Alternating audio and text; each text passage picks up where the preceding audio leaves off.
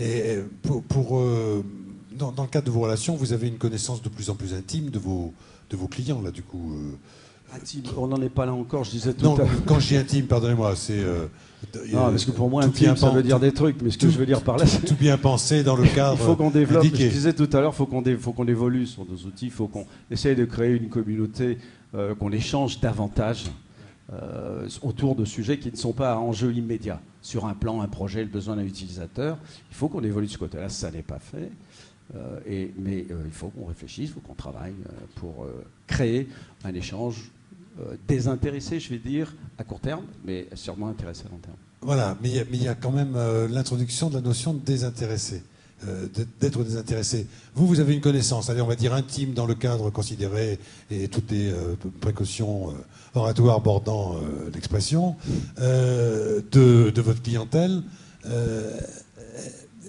Finalement, vous les utilisez toutes pour l'instant ou vous avez encore un champ d'utilisation qui va venir et vous en attendez d'autres encore, les consultations des sites, les mouvements de chacun, vos outils de traçabilité et de connaissance du client. De toute façon, ce qui se passe avec le web marketing, c'est que ça va très vite et puis tous les jours il y a des nouveaux outils qui arrivent.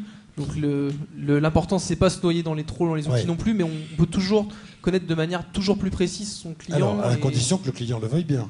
Alors c'est un peu ça le problème du web aussi, c'est ce que je voulais dire sur l'aspect vie privée, c'est un peu moyen, parce que plus on avance dans le web marketing, plus on se rend compte que Google c'est tout. Ouais. Donc c'est l'impression, on sait à l'heure où il s'est connecté, dans quelle ville il s'est connecté, avec quel explorateur il a ouvert. Vous avez encore la possibilité de dire non, je veux pas être le géolocalisé. Heureusement qu'il y a la CNIL qui met son nez un peu dedans et puis qu'on doit cocher, mais aujourd'hui par exemple on est pro, le problème de la boîte email c'est qu'aujourd'hui en spam, moi je suis entre 100 et 120 newsletters mail spam que je jette par semaine, quoi, à force de... Et qui rentre même pas dans votre boîte d'indésirables. Attends que j'arrive à spammer parce qu'il y a des outils pour, mais on se rend compte avec une info-obésité, on appelle ça comme ça aujourd'hui, de trop d'outils, de trop de flux, de trop d'informations, et au final, ça devient une poubelle. Alors, est-ce que vous avez des fichiers dans lesquels vous demandez à vos clients de renseigner quelques items les concernant qui vous permettent après de nouer une relation avec eux oui, il y a les... Alors il y a deux choses, il y a les questionnaires de satisfaction, même si c'est quelque chose de très classique. C'est pas ce à quoi je pensais, c'est les questionnaires de personnalisation.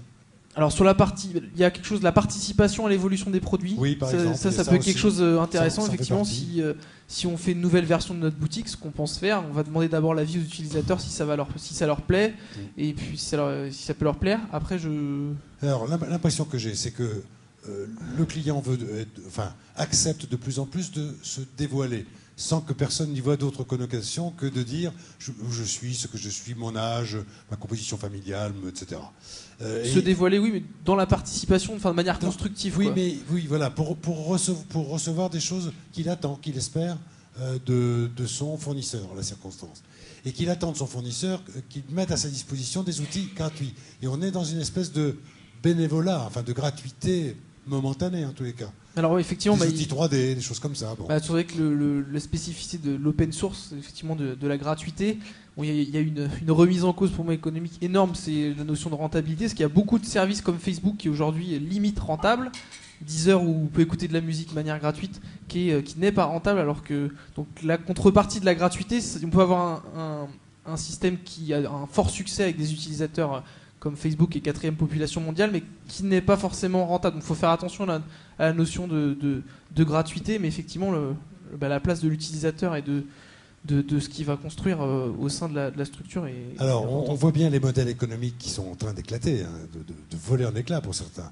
Et on n'en voit pas trop apparaître en dehors de choses bien solides. Là, il y a quelque chose à vendre, tout va bien, c'est impeccable. Mais là où c'est plus évanescent ou plus virtuel, comment vous voyez cette évolution-là, la disparition de quelques modèles économiques bien solides et puis l'absence d'apparition de nouveaux modèles économiques liés à ces outils-là?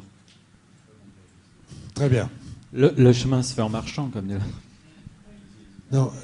Il y a effectivement un certain nombre de nouveaux modèles économiques qui sont nés avec le web et qui s'appuient...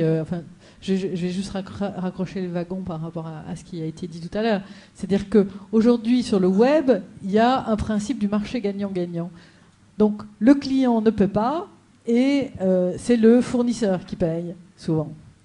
Et on a l'impression que ces services sont gratuits. En fait, qu'ils ne sont pas gratuits, puisqu'ils sont payés par ou la pub ou par le fournisseur qui va effectivement... De toute façon, ils sont payés par l'utilisateur final. Quoi qu'il en Oui, ils soit. finissent par être payés quelque Par un part, pied, par parce un que autre. sinon ça ne marche pas. Mais c'est vrai qu'il y a pas mal d'explorations qui sont faites sur le web aujourd'hui pour créer des nouveaux modèles économiques. Bon, je suppose, Jean Villon, que vous avez esquivé la réponse parce qu'en fait, ça ne vous concerne pas, ça.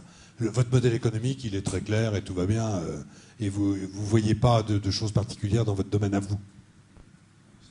D'accord, très bien. Ben voilà, un homme qui est complètement serein face à toutes ces évolutions.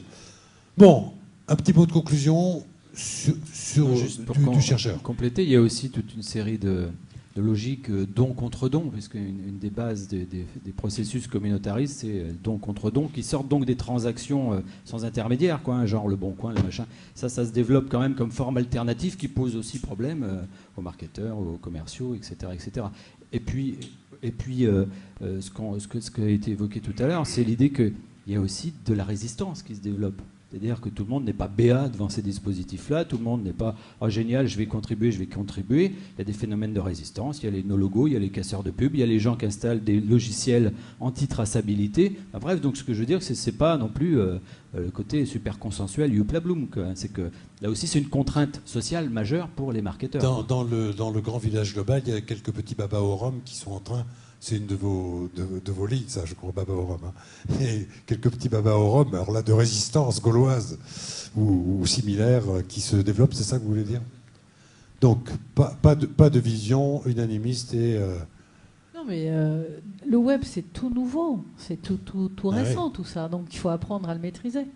Il faut apprendre. Il y a un apprentissage d'un côté, et puis il faut le temps que ça se mette en place et que ça devienne quelque chose de naturel. Merci, Gisèle. Stabilisé. Bien, donc je vous les rends. Si vous avez des questions à leur poser, c'est le moment.